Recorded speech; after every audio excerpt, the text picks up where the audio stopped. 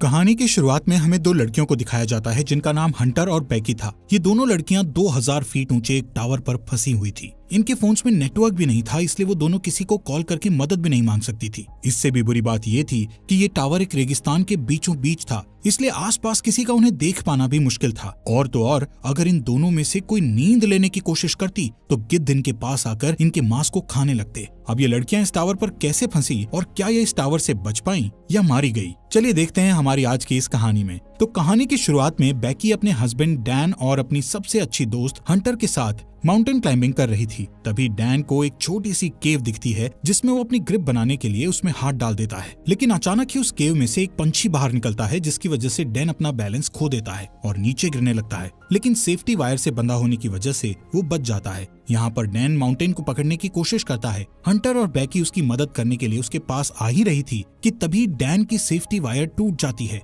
और वो नीचे गिरकर मर जाता है। यहाँ से सीन प्रेजेंट में 1 साल बाद दिखाया जाता है, जहाँ बैकी आज भी उस इंसिडेंट में मरे अपने हस्बैंड को याद करके बहुत दुखी थी। वो काफी ज्यादा ड्रिंक करने लगी थी, जिससे वो डिप्रेशन में थी। उसकी इस बात से उसके फादर जेम्स उसको लेकर काफी परेशान थे। वो बैकी को उस इंसिडेंट से मूव ऑन करने को कहते हैं, लेकिन बैकी उनकी कोई बात मानने को तैयार नहीं थी। एक दिन बैकी अपनी लाइफ से परेशान होकर बहुत सारी दवाइयाँ एक साथ खाकर सुसाइड करने की कोशिश करती है कि तभी उसके फोन पर हंटर का कॉल आता है, जिससे वो सुसाइड नहीं करती। अगले दिन हंटर उसके घर जाती है। हंटर बैकी को उस इंसिडेंट से बाहर निकालने के लिए उसको कहती है कि उसने B67 टीवी टावर पर क्लाइंब करने का प्लान बनाया है और जिसमें तू भी मेरे साथ क्लाइंबिंग करने चल रही है। अब क्योंकि हंटर जानती थी कि बैकी को एडवेंचर प्लेसेस पर जाना बहुत पसंद था और काफी लंबे समय से उसने कोई एडवेंचर भी नहीं किया था, बैकी जो इस टाइम काफी परेशान थी, इसलिए वो हंटर को क्लाइंबिंग करने से मना कर देती है। लेकिन नेक्स्ट मॉर्निंग जब वो किचन में रखी अपनी मेडिसिन लेने जाती है तो वो थोड़ा सोचते हुए डिसाइड करती है कि वो उसके साथ क्लाइंबिंग करने जाएगी। इसके बाद हंटर और बैकी दोनों उस टावर की ओर निकल जाते हैं।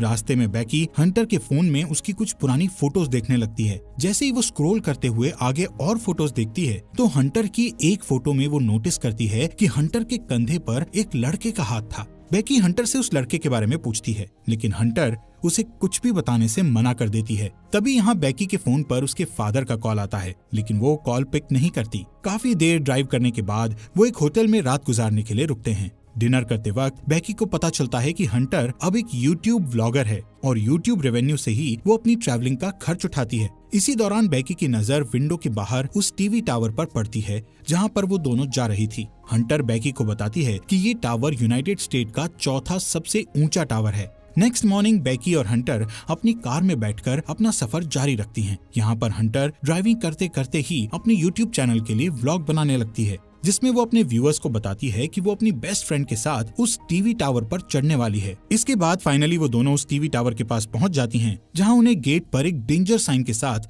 ताला लगा हुआ मिलता है। यहाँ से वो दोनों गाड़ी को छोड़कर पैदल ही आगे जाने लगती हैं। रास्ते में उन्हें कुछ गिद्ध एक मरे हुए जानवर को खाते हुए दिखाई देते हैं। हंटर इस चीज को भी अपने व्लॉग में रिकॉर्ड कर लेती है और उस मरे हुए जानवर की फोटो क्लिक करके अपने इंस्टाग्राम अकाउंट पर पोस्ट कर देती है, जिस पर उसे बहुत जल्द ही काफी लाइक्स मिल गए थे। कुछ देर बाद वो टावर तक पहुंच जाते हैं। यहाँ पर हंटर अपना व्लॉग बनाना बंद कर देती है। वहीं बैकी टावर की ऊंचाई देखकर डरने लगती है और उसे लगता है कि वो ये नहीं कर पाएगी, क्योंकि डैन के साथ हुए इंसिडेंट के बाद उसने कभी इतनी ऊंचाई का सामना नहीं किया था। लेकिन हंटर उसे उसका डर दूर करने के लिए कहती है, जिसके बाद हंटर सेफ्टी रोप को उसकी कमर से बांधकर टावर के ऊपर चढ़ना शुरू कर देती है। ये पूरा टावर काफी पुराना हो चुका था, जिस पर बुरी तरह से जंग लगी हुई थी। इस टावर की सीढ़ियां हिल रही थी और नट बोल्ट भी काफी लूज हो चुके थे। यहाँ पर ये दोनों काफी ऊपर तक चढ़ चुकी थी कि तभी बैकी के हाथ से सीढ़ी का एक पुराना हिस्सा टूटकर नीचे गिर जाता है, जिससे बैकी थोड़ा डर जाती है। लेकिन वो हिम्मत करके फिर से उस टावर के ऊपर चढ़ने लगती है। ऐसे ही धीरे धीरे वो आधे टावर तक पहुंच जाती है,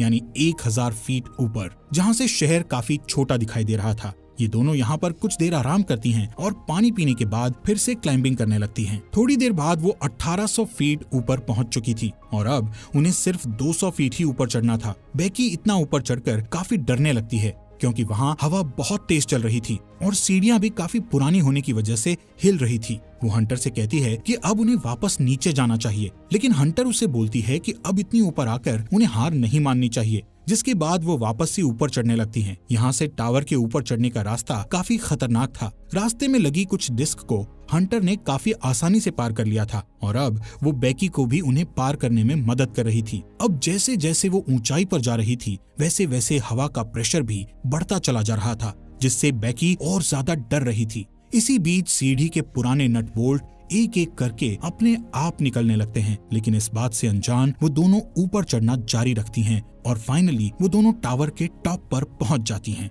जहां एक और नट बोल्ट खुलकर नीचे गिर चुका था। यहाँ पर हंटर दोबारा से अपना व्लॉग बनाना शुरू करती है और वीडियो में अच्छे शॉट्स लेने के लिए वो ड्रोन कैमरा का इस्तेमाल करती है। थोड़ी देर बाद हंटर अपने व्यूअर्स को और अच्छा कंटेंट देने के लिए बेकी को ड्रोन का रिमोट पकड़ाकर खुद उस टावर के सहारे एक हाथ पर लटक जाती है। शॉट्स लेने के बाद वो वापस से ऊपर आती है और सेम यही चीज बेकी को भी करने के लिए कहती है, लेकिन बेकी उसे ऐसा करने से मना कर रही थी, जिस पर हंटर उससे कहती है कि उसका डर भगाने का ये सबसे बड़ा मौका है। जिसके बाद बेकी हंटर का हाथ पकड़कर वही स्टंट करती है और हंटर उसकी सेल्फी लेने लगती है। इसके बाद बेकी वापस से ऊपर आ जाती है। यहाँ पर बेकी अपने हस्बैंड डैन की अस्थियों को लेकर आई थी और डैन को याद करती हुई वो उसकी अस्थियों को यहाँ विसर्जित कर देती है। इस मोमेंट पर बेकी और हंटर दोनों काफी इमोशनल हो गई थी। इसके बाद वो डिसाइड करते हैं कि अब उन्हें वापस जाना चाहिए, इसलिए वो अपने सेफ्टी वायर को खुद से कनेक्ट करती हैं और बेकी नीचे जाना शुरू कर देती है। लेकिन जैसे ही वो पहला कदम सीढ़ी पर रखती है तो सीढ़ी टूट जाती है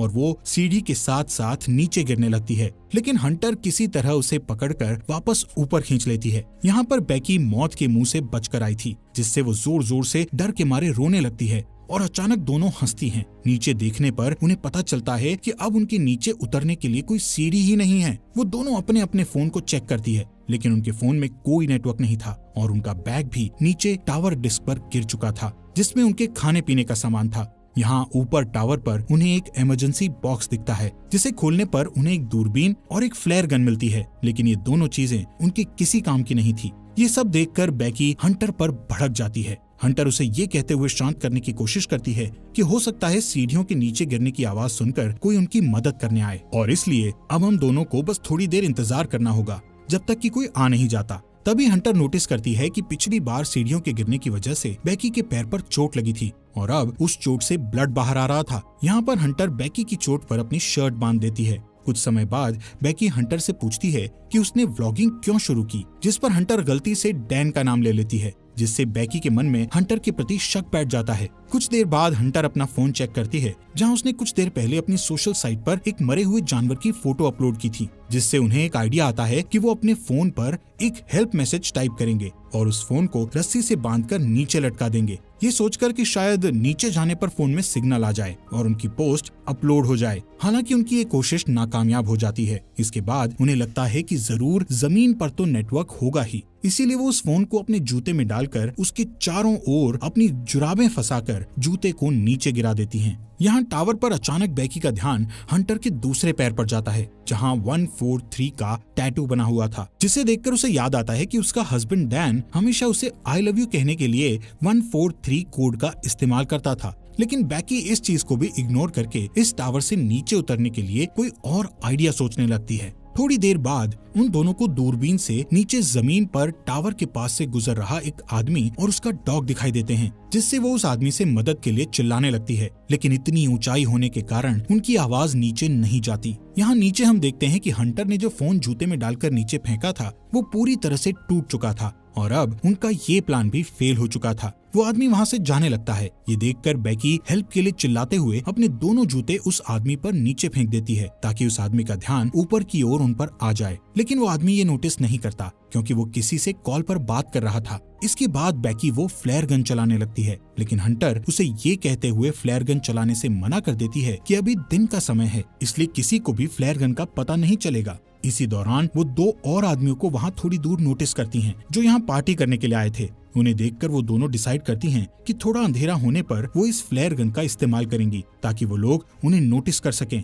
कुछ देर बाद रात हो जाती है और बेकी फ्लेयर गन का इस्तेमाल करती है, जिससे वो दो आदमी उन्हें देख लेते हैं। यहाँ पर बेकी और हंटर अपने हाथ हिलाते हुए और जोर जोर से चिल्लाकर उनसे मदद मांगने की कोशिश करती है। इसके बाद वो दोनों दूरबीन से देखते हुए नोटिस करती है कि वो दोनों आदमी हंटर की कार के पास जा रहे थे, जिसे देखकर दोनों खुश हो जाती है। लेकिन उनकी मदद करने के बजाय वो आदमी उनकी कार को चुराकर वहाँ से भाग जाते हैं। ये देखकर वो दोनों काफी दुखी हो गई थी और अब उन्हें जल्दी से कोई नया आइडिया भी समझ नहीं आ रहा था कि अब वो क्या करे। यहाँ पर बेकी हंटर से उसके पैर के टैटू के बारे में पूछ ही लेती है, जहाँ हंटर ये रिवील करती है कि उसका डैन के साथ 6 महीने तक अफेयर रहा था। इसके लिए वो उससे माफी मांगती है कि उसने उसके हस्बैंड के साथ हुकअप करके काफी बड़ी गलती करी। हंटर बताती है कि डैन उसे अच्छा लगता था और वो उससे प्यार भी करती थी, लेकिन डैन बेकी से ज्यादा प्यार करता था, इसलिए उसने जल्दी ही डैन से ब्रेकअप कर लिया था। बेकी ये सुनकर और भी ज्यादा डिसअपॉइंट हो जाती है कि उसकी बेस्ट फ्रेंड और उसका हस्बैंड दोनों ही उसे चीट कर रहे थे। अगली सुबह बेकी फोन चेक करती है, जहां उसे पता चलता है कि इस टावर पर चढ़े उन्हें 24 घंटे बीत चुके हैं।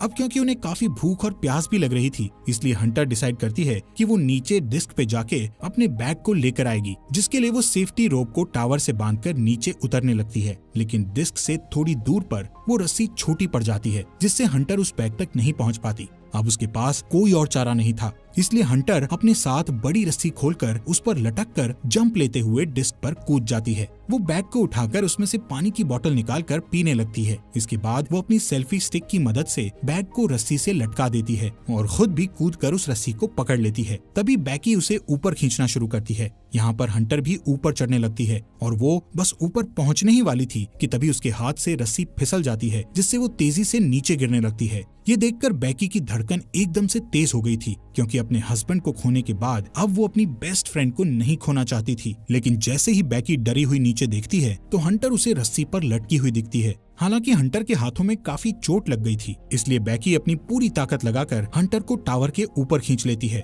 थोड़ी देर बाद बेकी एक हेल्प नोट लिखकर ड्रोन में फंसा देती है और ड्रोन के सहारे पास के होटल तक पहुंचने की कोशिश करती है, लेकिन ड्रोन में बैटरी कम होने की वजह से वो ज्यादा दूर नहीं जा सकता था, इसलिए वो उसे वापस अपनी ओर ले आती है। यहाँ अब फिर से वो दोनों टावर पर हेल्पलेस थी। रात में बेकी को एक भयानक सपना आता है, जिसमें वो देखती है हंटर की उस टावर पर ही मौत हो गई और गिद्ध हंटर के शरीर को खा रहे हैं। इससे वो डरी हुई उठती है और तब उसे पता चलता है कि ये बस एक बुरा सपना था। नेक्स्ट मॉर्निंग बेकी के दिमाग में एक आइडिया आता है कि वो टावर के ऊपर लगी लाइट से ड्रोन को चार्ज कर सकती है। इसके बाद वो टावर के पोल पर चढ़कर जैसे ही ड्रोन चार्जर को प्लग में लगाती है तो वो देखती है कि वो प्लग काफी लूज था, इसलिए बेकी को ऊपर लटके हुए ही उस चार्जर को पकड़े रखना पड़ता है जब तक कि ड्रोन की बैटरी फुल चार्ज नहीं हो जाती। काफी टाइम से उस पोल को पकड़े रहने की वजह से बेकी के हाथ धीरे धीरे करके सुन्न पड़ने लगे थे और इससे भी बुरी बात ये थी कि अब यहाँ पर काफी सारे गिद्ध आकर उस पर अटैक भी कर रहे थे, जिससे बेकी के हाथों से बैग नीचे गिर जाता है।